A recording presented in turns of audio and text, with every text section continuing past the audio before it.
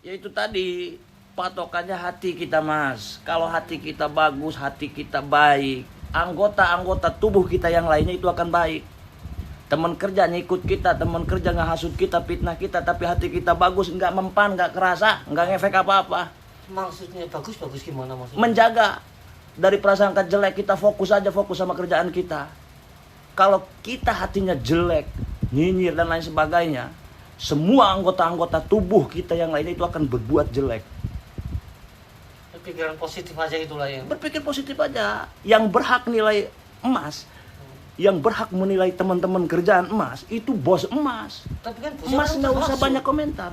Karena kan bosnya terhasut sama itu yang Urusan bos, bukan urusan sampean.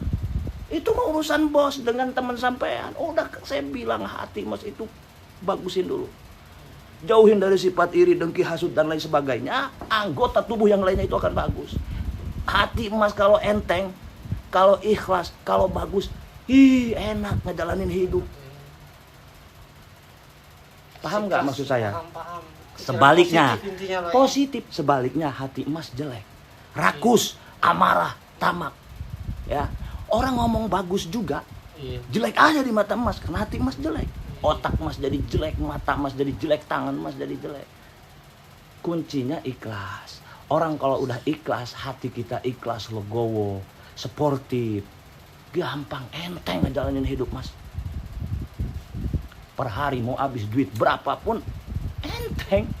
Ya karena kita ikhlas, gitu loh.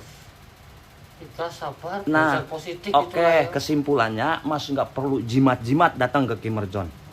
Ya, nggak perlu pakai jimat segede helikopter, nggak perlu pakai susuk segede Ka'bah, nggak perlu pakai susuk segede galon, nggak perlu datang ke sini. Ingat, hati aja, hati. Wa yajuzu fi haqqihi azza wa jalla fi'lun kullu mumkini wa tarkihi. Bahkan di kitab Riyadul Badiyah yang bagi likulli saksin ayaksida bi jami'i amalihi wajhullahu ta'ala faqat wa illa min ahli riya allazil abu nabihim asyaiton wa la yajiduna sawaban yaumal qiyamah. Hafal enggak? Udah di otak saya semuanya. Udah semuanya karena Allah, kerja karena Allah, nyari duitnya karena Allah. Intinya jangan buruk sangka intinya lah ya. Positif aja Wajhullahu lah ya. ta'ala faqat. Itu aja intinya lah ya. Iya. Ikhlas, positif. Sekarang emas bisa nilai teman emas itu ngikut emas. Iya. Sehingga bos dan provokator, ngapain? Itu ranah, bukan ranah sampean. Sampean dikasih kerjaan sama bos, udah itu kerjain, nggak usah nilai-nilai yang lain, nggak ada hak emas di situ. Paham? Iya, paham. Kalau emas direndahin sama orang, Iya, sering itu sering. dengar.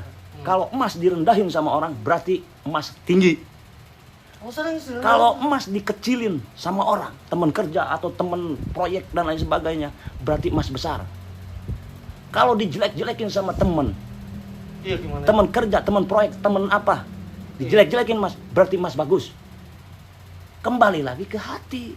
Udah hati kita mah, pelongin aja, pelongin, udah bebas. Biasa Jangan aja karena gitu ada ya. Gordon Ahor, jangan karena sesuatu, udah gitu.